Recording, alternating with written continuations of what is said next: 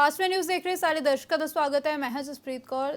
ਰੂਸ ਤੇ ਯੂਕਰੇਨ ਦੇ ਵਿਚਾਲੇ ਜੰਗ ਦੇ ਨਾਲ ਪੂਰੀ ਦੁਨੀਆ ਪਰੇਸ਼ਾਨ ਹੈ। ਪੂਰੀ ਦੁਨੀਆ ਦੇ ਵਿੱਚ ਚਿੰਤਾ ਦਾ ਆਲਮ ਹੈ ਤੇ ਭਾਰਤ ਦੇ ਨਾਲ ਹੋਰ ਏਸ਼ੀਆਈ ਮੁਲਕ ਆਪਣੇ ਵਿਦਿਆਰਥੀਆਂ ਦੇ ਲਈ ਪਰੇਸ਼ਾਨ ਨੇ ਜੋ ਕਿ ਯੂਕਰੇਨ ਦੇ ਵਿੱਚ ਪੜ੍ਹਾਈ ਕਰ ਰਹੇ ਨੇ ਤੇ ਭਾਰਤ ਦੇ 18,000 ਵਿਦਿਆਰਥੀ ਯੂਕਰੇਨ ਦੇ ਵਿੱਚ ਪੜ੍ਹਨ ਦੇ ਲਈ ਗਏ ਸਨ, ਜਿਨ੍ਹਾਂ ਦੇ ਵਿੱਚੋਂ ਕੁਝ ਦੀ ਵਤਨ ਵਾਪਸੀ ਹੋ ਚੁੱਕੀ ਹੈ। ਭਾਰਤ ਸਰਕਾਰ ਦੀਆਂ ਕੋਸ਼ਿਸ਼ਾਂ ਦੇ ਨਾਲ ਉਹਨਾਂ ਨੂੰ ਵਤਨ ਵਾਪਸ ਲਿਆਂਦਾ ਗਿਆ ਤੇ ਕੁਝ ਜਿਗਰ ਦੇ ਟੁਕੜੇ ਅਜੇ ਵੀ ਉਸ ਖੌਫਨਾਕ ਮੰਜ਼ਰ ਦੇ ਵਿੱਚ ਫਸੇ ਹੋਏ ਨੇ।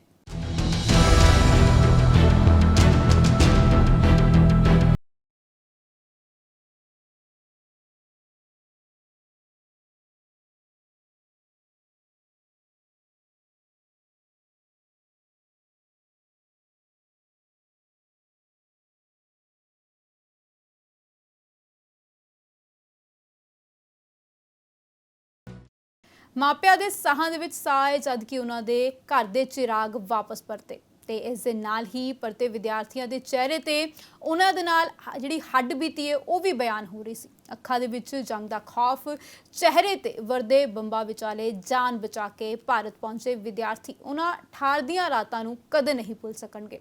ਰਾਹਤ ਤੇ ਸਕੂਨ ਵਾਲੀ ਗੱਲ ਇਹ ਹੈ ਕਿ ਉਹ ਆਪਣੇ ਵਤਨ, ਆਪਣੇ ਮਾਪਿਆਂ ਦੇ ਕੋਲ ਸਹੀ ਸਲਾਮਤ ਪਹੁੰਚ ਗਏ ਨੇ ਤੇ ਉਹਨਾਂ ਨੂੰ ਪੰਜਾਬ ਸਰਕਾਰ ਦੀ ਬੇਰੁਖੀ ਕਦੇ ਵੀ ਨਹੀਂ ਭੁੱਲਣ ਵਾਲੀ ਹੈ।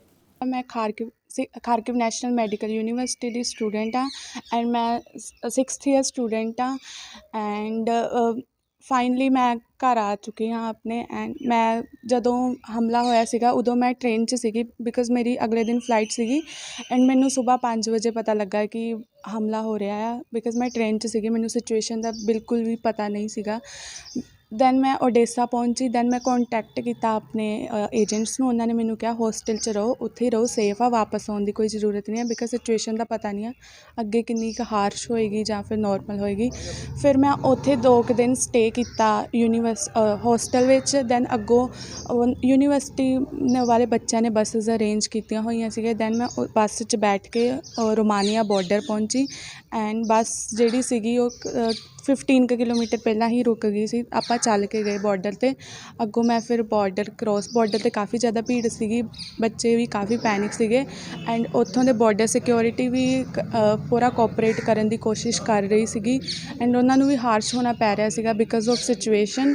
ਐਂਡ ਫਿਰ ਮੈਂ ਐਟਲੀਸਟ 9 ਕੁ ਵਜੇ ਬਾਰਡਰ ਕਰੋਸ ਕਰ ਲਿਆ ਸੀਗਾ ਅਤੇ ਫਿਰ ਮੈਂ ਰੋਮਾਨੀਆ ਪਹੁੰਚ ਗਈ ਸੀਗੀ। ਅੱਗੋਂ ਮਤਲਬ ਸਾਰਾ ਅੱਗੋਂ ਮੈਂ ਫਿਰ ਬੱਸ ਅਵੇਲੇਬਲ ਸੀਗੀ ਰੋਮਾਨੀਆ ਵੱਲੋਂ। ਫਿਰ ਮੈਂ ਉੱਥੇ ਏਅਰਪੋਰਟ 'ਤੇ ਪਹੁੰਚ ਗਈ ਸੀਗੀ। ਦੈਨ ਅੱਗੋਂ ਅੰਬੈਸੀ ਦੇ ਮੈਂਬਰ ਸਾਰਾ ਕੁਝ ਅਵੇਲੇਬਲ ਸੀਗੇ, ਉਹ ਸਾਡੇ ਨੇਮ, ਪਾਸਪੋਰਟ ਸਾਰਾ ਕੁਝ ਪੁੱਛ ਰਹੇ ਸੀਗੇ। ਅੱਗੋਂ ਫਿਰ ਉਹਨਾਂ ਨੇ ਫਲਾਈਟ ਦਾ ਬੰਦੋਬਸਤ ਕੀਤਾ ਅਤੇ ਐਟਲੀਸਟ 9 ਕੁ ਵਜੇ ਮੇਰੀ ਬੋਰਡਿੰਗ ਸਟਾਰਟ ਹੋ ਗਈ ਸੀਗੀ। And at last I want to say thanks to government who help us a lot and ਮੈਂ ਚਾਹੁੰਦੀ ਹਾਂ ਕਿ ਬਾਕੀ ਬੱਚੇ ਵੀ ਛੇਤੀ ਤੋਂ ਛੇਤੀ ਵਾਪਸ ਆ ਜਾਣ ਐਂਡ ਉਹਨਾਂ ਨੂੰ ਵਾਪਸ ਲਿਆਉਣ ਦੀ ਕਿਰਪਾਲਤਾ ਕਰੋ। Thank you so much. और वहाँ पे मैं 3rd ईयर मेडिकल स्टूडेंट हूँ। पढ़ाई सही चल रही थी, फिर एकदम मतलब ये वॉर का सीन शुरू हो गया, जिस तरह की बॉम्ब ब्लास्ट वगैरह, सायरन बजने एयर स्पेस मतलब एयर में। तो फिर उससे क्या हुआ, बच्चे मतलब थोड़ा डर भी गए, कुछ डर भी गए तो उन्हें ये लगा कि हम मतलब घर चले जाते हैं अपने, या फिर मतलब और किसी सिटी में फ्लाई कर जाएं। मतलब उस टाइम पैनिक हो रहे थे बच्चे, हम कह सकते हैं। तो मैंने ऐसा किया कि उस वक्त पे मैं ओडेसा से मोल्दोवा कंट्री आती है उसमें ही साउथ रीजन में, तो वहाँ से मैंने बॉर्डर को क्रॉस किया ओडेसा से मोल्दोवा। कितने दोस्त थे तुम? हम 4 जने थे एक टैक्सी में, और वहाँ से हम मोल्दोवा तक गए टैक्सी में, मतलब वॉर जोन के बीच में गए थे हम। फिर मोल्दोवा से हमने रोमानिया तक गए हम, उसके बाद रोमानिया से मुंबई, फिर ऐसे मुंबई से चंडीगढ़। तो बच्चे वहाँ बैठे तंग हो जाते हैं। और मान लो जैसे पोलैंड बॉर्डर पे वहाँ पर लड़ाई भी हुई है बीच में, जो वहाँ के पोलैंड पे गार्ड्स होते हैं उन्होंने बच्चों को मारा भी है, ये चीज़ मैंने न्यूज़ में खुद देखी। तो इस तरह मतलब करना तो नहीं चाहिए, फिर भी पता नहीं क्यों हो रहा है सब। मतलब एम्बेसी को जितना जल्दी हो सके बच्चों को इवैक्यूएट करना चाहिए वहाँ से। वो ठंड भी काफी ज्यादा है और शेल्टर। हाँ जी, बर्फ पड़ रही है वहाँ पर, ठंड ज़्यादा है वहाँ पे, तो उस चीज़ ध्यान ना, और वहाँ से इवैक्यूएट हो जितना जल्दी हो सके। जब सायरन बजता था तब कहाँ जाते थे, क्योंकि आपने जो सफर तय किया हाँ जी, मोल्दोवा से रोमानिया, मोल्दोवा की कैपिटल में गए थे हम। वहाँ से मोल्दोवा में बॉर्डर पर लोग खड़े थे हेल्प के लिए, लोग मतलब जो मोल्दोवा के जो जनरल लोग थे, तो उनकी हेल्प लेकर हम वहाँ से फिर मदद की उन्होंने? हाँ जी, वो फ्री में बल्कि टैक्सी उन्होंने प्रोवाइड की कि हम कैपिटल में आपको लेके जाएंगे, तो वहाँ आप रह लेना एक दिन। तो वहाँ हम एक रात रहे, उसके बाद फिर हम गए वहाँ पर रोमानिया में। बस ली हमने वहाँ से, बस भी बल्कि उन्होंने कराई वहाँ से। तो बस ली, उसका खैर खर्चा हमने खुद दिया था। तो उसके बाद फिर हमने फ्लाइट की वेट की अपनी रोमानिया जाकर, तो रोमानिया से फिर ऐसे मुंबई जो में। सरकार की तरफ से फ्लाइट आई आप उसी में आए हैं? हाँ जी, उसी में से आए, जो उनसी सरकार ने प्रोवाइड की थी, हम उसी में आए थे। पढ़ाई कितनी सफर हो रही है, आगे की क्या प्लानिंग है, आगे की क्या स्थिति है पढ़ाई को लेकर? पढ़ाई का मैं यही कहूँगा कि गवर्नमेंट को ऐसा करना चाहिए कि जैसे टर्की कंट्री में उसमें ऐसी बात चल रही है, हो सकता है मतलब लागू हो भी जाए। मेरे फ्रेंड्स टर्की से हैं, तो वो कह रहे हैं कि जैसे उनकी पढ़ाई मान लो 3 साल उन्होंने यूक्रेन में पढ़े, तो बाकी के 3 साल वो अपनी कंट्री में कंप्लीट कर लें, टर्की में अपनी किसी टर्किश यूनिवर्सिटी में। तो ऐसे ही अगर हमारी कंट्री में हो जाए तो बच्चों के साल भी बच जाएं और फ़ायदा भी हो जाए, मतलब कि उन्हें पढ़ाई मतलब यहाँ पर कंटिन्यू हो जाए अपनी कंट्री में। मैं प्रीति का बड़ा भाई हूँ।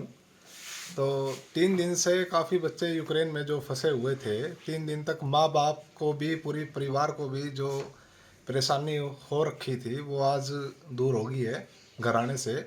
भारत सरकार ने काफ़ी कोशिशें की हैं इनको इवैक्यूएट करने की, लेकिन कोऑर्डिनेशन की कहीं ना कहीं कमी उसमें रही है। Even Poland, after entering into Poland, कुछ प्रॉब्लम्स बच्चों ने फेस की हैं, लेकिन पोलैंड एंटर करने के बाद तो नहीं हुई कोई प्रॉब्लम। लेकिन पहले भारत सरकार 3 दिन तक लेट एक्शन किया है, इसका खामियाजा स्टूडेंट्स ने भुगता है। ਲੱਕੀਲੀ 24 ਤਰੀਕ ਨੂੰ ਸ਼ਾਮ ਦੇ 7:15 ਤੇ ਇੰਡੀਆ ਲੈਂਡ ਕਰ ਗਏ ਸੀ। ਬਟ ਮੈਂ ਇਹ ਚਾਹੁੰਦੀ ਹਾਂ ਕਿ ਜਿਹੜੇ ਬਾਕੀ ਬੱਚੇ ਉੱਥੇ ਹੈਗੇ, ਚਾਹੇ ਖਾਰਕਿਵ ਤੇ ਆ, ਚਾਹੇ ਕੀਵ ਹੈ, ਚਾਹੇ ਸੁਮੀ ਨੈਸ਼ਨਲ ਯੂਨੀਵਰਸਿਟੀ ਦੇ ਆ, ਜਾਂ ਜਿਹੜੇ ਬੱਚੇ ਓਡੇਸਾ ਦੇ ਵਿੱਚ ਫਸੇ ਹੋਏ, ਪਲੀਜ਼ ਉਹਨਾਂ ਨੂੰ ਇਵੈਕੂਏਟ ਕਰੋ। ਉਹਨਾਂ ਦੀ ਬਹੁਤ ਬੁਰੀ ਹਾਲਤ ਹੋ ਰਹੀ ਆ। ਐਂਡ ਜਿਹੜੇ ਬੱਚੇ ਇਵਨ ਬਾਰਡਰ ਸੇ ਪਹੁੰਚ ਗਏ, ਉਹਨਾਂ ਨੂੰ ਉੱਥੇ 50-50 ਘੰਟੇ ਲੱਗ ਰਹੇ ਬਾਰਡਰ ਕ੍ਰਾਸ ਕਰਨੇ ਨੂੰ। ਉਹ ਪ੍ਰੋਸੈਸ ਨੂੰ ਪਲੀਜ਼ ਥੋੜਾ ਫਾਸਟ ਕਰੋ, ਕਿਉਂਕਿ ਉਹਨਾਂ ਨੂੰ ਉੱਥੇ ਬਹੁਤ ਮੁਸ਼ਕਿਲ ਹੋ ਰਹੀ ਆ। ਉਹ ਸਰਦੀ ਦੇ ਵਿੱਚ ਉੱਥੇ ਖੜੇ ਆ ਇੰਨੀ ਦੇਰ, ਉਹਨਾਂ ਨੂੰ ਕੋਈ ਸਪਲਾਈਜ਼ ਨਹੀਂ ਆ ਖਾਣ ਨੂੰ। ਉਹ ਵਿਚਾਰੇ ਕਈ ਬੱਚੇ ਉਹਨਾਂ ਦੇ ਆ ਜਿਹੜੇ ਦੂਰ ਦੀਆਂ ਯੂਨੀਵਰਸਿਟੀਜ਼ ਤੋਂ ਟਰੈਵਲ ਕਰਕੇ ਬਾਰਡਰਸ ਤੇ ਆਏ ਆ, ਉਹਨਾਂ ਕੋਲ ਕੋਈ ਉੱਥੇ ਇੱਦਾਂ ਹੈਲਪਿੰਗ ਹੈਂਡ ਨਹੀਂ ਆ। ਪਲੀਜ਼ ਉਹਨਾਂ ਨੂੰ ਉੱਥੇ ਹੈਲਪ ਕਰੋ।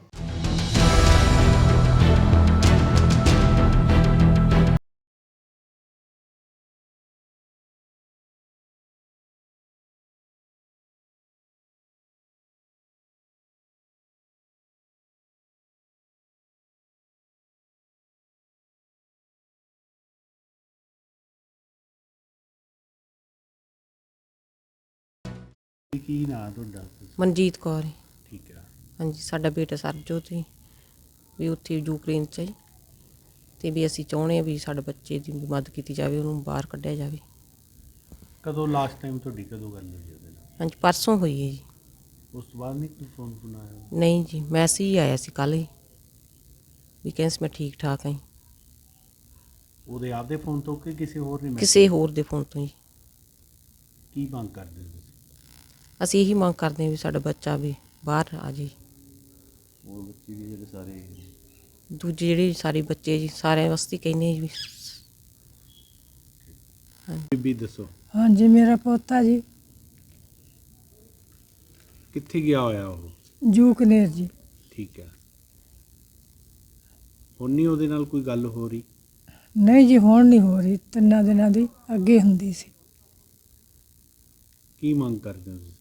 ਹਾਂਜੀ, ਕੀ ਮੰਗ ਕਰਦੇ ਹੋ ਸਰਕਾਰ ਤੋਂ ਤੁਸੀਂ? ਅਸੀਂ ਤਾਂ ਜੀ ਮੰਗ ਇਹੋ ਕਰਦੇ ਸਾਡਾ ਬੱਚਾ ਆ ਜੇ। ਹਾਂਜੀ ਬਾਈ ਜੀ। ਮੈਂ ਸੁਖਵੀਰ ਸਿੰਘ ਪਿੰਡ ਦੁਆਰਿਆਣਾ। ਮੇਰਾ ਬੇਟਾ ਸਰਬਜੋਤ ਸਿੰਘ ਯੂਕਰੇਨ ਦੇ ਵਿੱਚ ਉਹ 3 ਸਾਲ ਤੋਂ ਉੱਥੇ ਉਹ ਪੜ੍ਹ ਰਿਹਾ, ਸੌਫਟਵੇਅਰ ਦਾ ਉਹਦਾ ਕੋਰਸ ਹੈ, ਅਤੇ ਵਿੱਚ ਦੀ ਸਾਲ ਕੁ ਬਾਅਦ ਆਇਆ ਸੀ, ਅਤੇ ਹੁਣ 2 ਸਾਲ 2-3 ਮਹੀਨੇ ਹੋ ਗਏ ਸੀ।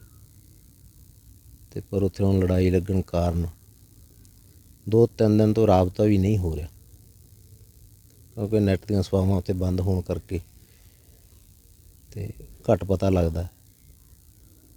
ਸਰਕਾਰ ਨੂੰ ਵੈਸੇ ਯਤਨ ਸਰਕਾਰ ਕਰ ਵੀ ਰਹੀ ਹੈ, ਪਰ ਹੋਰ ਤੇਜ਼ੀ ਨਾਲ ਸਾਰਿਆਂ ਬੱਚਿਆਂ ਦਾ ਖਿਆਲ ਰੱਖਣਾ ਚਾਹੀਦਾ, ਲਿਆਉਣੇ ਚਾਹੀਦੇ ਬੱਚੇ ਹਰ ਇੱਕ ਵਾਸਤੇ ਇੱਕੋ ਜਿਹੇ ਹੁੰਦੇ ਆ।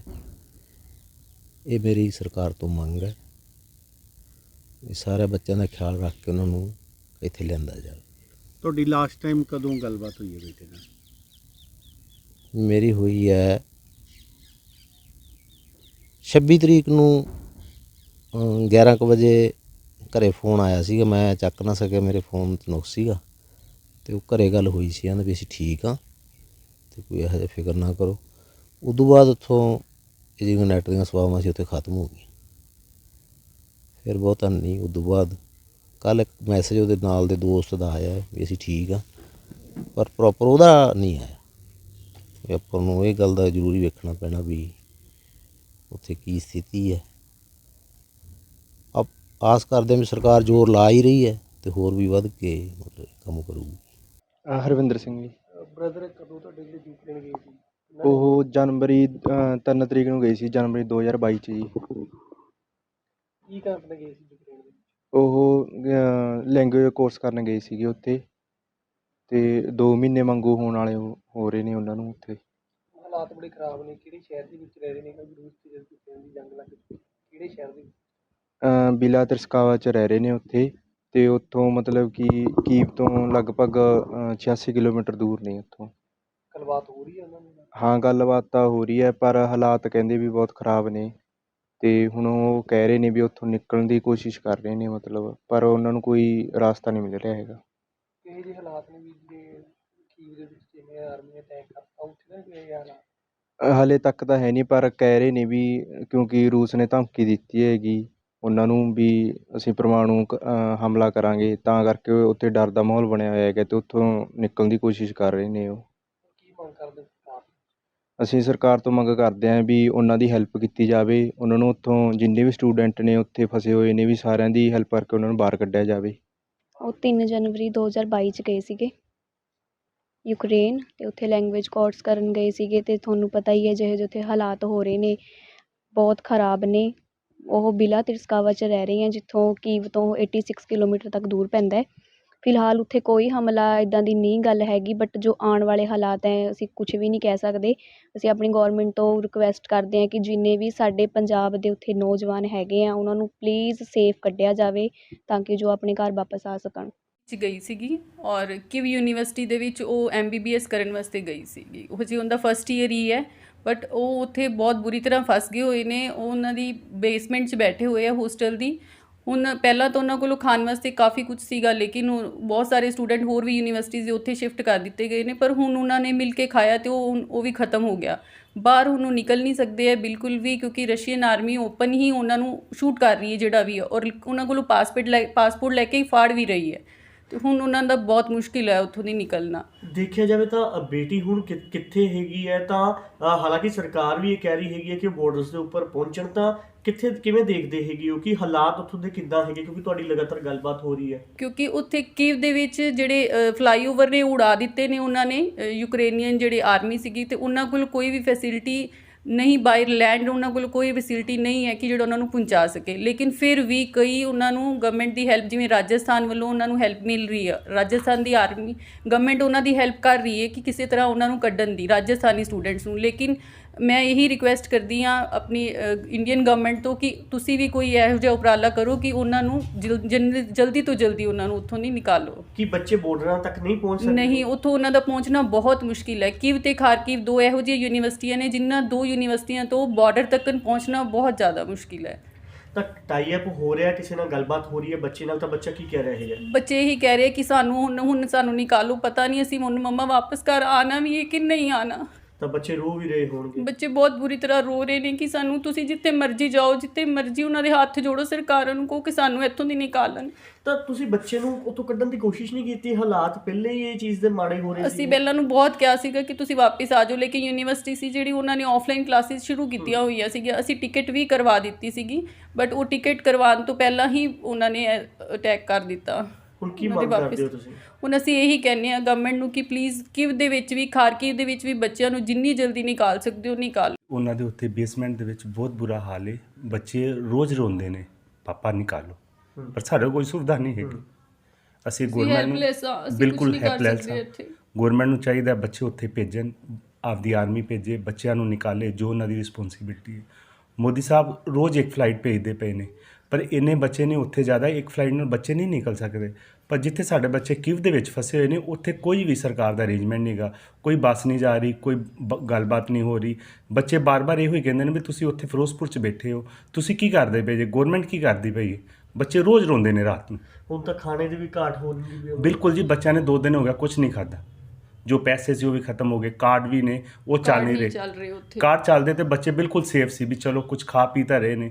ਉਹ ਬੱਚੇ ਸਾਡੇ ਕਹਿੰਦੇ ਸਾਨੂੰ ਕੋਈ ਉਮੀਦ ਨਹੀਂ ਹੈਗੀ, ਗਵਰਨਮੈਂਟ ਤੋਂ ਕੋਈ ਉਮੀਦ ਨਹੀਂ ਹੈਗੀ ਵੀ ਅਸੀਂ ਉੱਥੇ ਵਾਪਸ ਆਵਾਂਗੇ। ਬਾਹਰ ਵੀ ਨਿਕਲ ਨਹੀਂ ਸਕਦੇ ਕਿਉਂਕਿ ਬਾਹਰ ਬੰਬਾਰੀ ਹੋ ਰਹੀ। ਬਿਲਕੁਲ ਵੀ ਬਾਹਰ ਨਹੀਂ ਨਿਕਲ ਸਕਦੇ ਸਰ, ਬਾਹਰ ਉਹਨਾਂ ਕੋਲੋਂ ਪਾਸਪੋਰਟ ਲੈ ਕੇ ਹੀ ਫਾੜੇ ਜਾ ਰਹੇ ਨੇ। ਵੀ ਸਾਰੀ ਸਰਕਾਰ ਨੂੰ ਇਹ ਰਿਕੁਐਸਟ ਹੈ ਵੀ ਬੱਚਿਆਂ ਵੱਲ ਦੇਖੋ, ਕਿਵ ਦੇ ਵਿੱਚ ਅਰੇਂਜਮੈਂਟ ਕਰਨ ਗਵਰਨਮੈਂਟ ਤੇ ਕਿ ਬੱਚੇ ਬਾਹਰ ਆ ਜਾਣ। ਤੇ ਬੇਸ਼ੱਕ ਸਰਕਾਰ ਕੂਟਨੀਤਿਕ ਕੋਸ਼ਿਸ਼ਾਂ ਦੇ ਨਾਲ ਉਹਨਾਂ ਵਿਦਿਆਰਥੀਆਂ ਨੂੰ ਲੈ ਕੇ ਆਉਣ ਦੇ ਵਿੱਚ ਸਫਲ ਰਹੀ ਹੈ, ਪਰ ਅਜੇ ਵੀ ਉਹ ਮਾਪੇ ਚਿੰਤਾ ਦੇ ਆਲਮ ਦੇ ਵਿੱਚ ਡੁੱਬੇ ਨੇ ਜਿਨ੍ਹਾਂ ਦੇ ਲਾਡਲੇ ਜੰਗ ਦੇ ਵਿੱਚ ਫਸੇ ਹੋਏ ਨੇ। ਤੇ ਇਸੇ ਵਿਚਾਲੇ ਕਰਨਾਟਕ ਦੇ ਨਵੀਨ ਦੀ ਵੀ ਗੋਲੀ ਲੱਗਣ ਦੇ ਨਾਲ ਮੌਤ ਹੋਣ ਦੀ ਖਬਰ ਨੇ ਮਾਪਿਆਂ ਦੀਆਂ ਚਿੰਤਾਵਾਂ ਹੋਰ ਵੀ ਵਧਾ ਦਿੱਤੀਆਂ। ਤੇ ਇਸ ਦੇ ਨਾਲ ਹੀ ਇੰਡੀਅਨ ਐਮਬੈਸੀ ਦੇ ਵੱਲੋਂ ਕੀਵ ਤੇ ਖਾਰਕਿਵ ਨੂੰ ਛੱਡਣ ਦੀ ਐਡਵਾਈਜ਼ਰੀ ਤੋਂ ਬਾਅਦ ਉੱਥੇ ਫਸੇ ਵਿਦਿਆਰਥੀਆਂ ਦੇ ਲਈ ਵੀ ਹਾਲਤ ਹੋਰ ਗੰਭੀਰ ਹੁੰਦੇ ਜਾ ਰਹੇ ਨੇ। ਤੇ ਉੱਥੇ ਜਿਹੜੇ ਬੱਚੇ ਨੇ ਉਹ ਪਰੇਸ਼ਾਨ ਨੇ ਤੇ ਇੱਥੇ ਮਾਪੇ ਬੇਹਾਲ ਨੇ।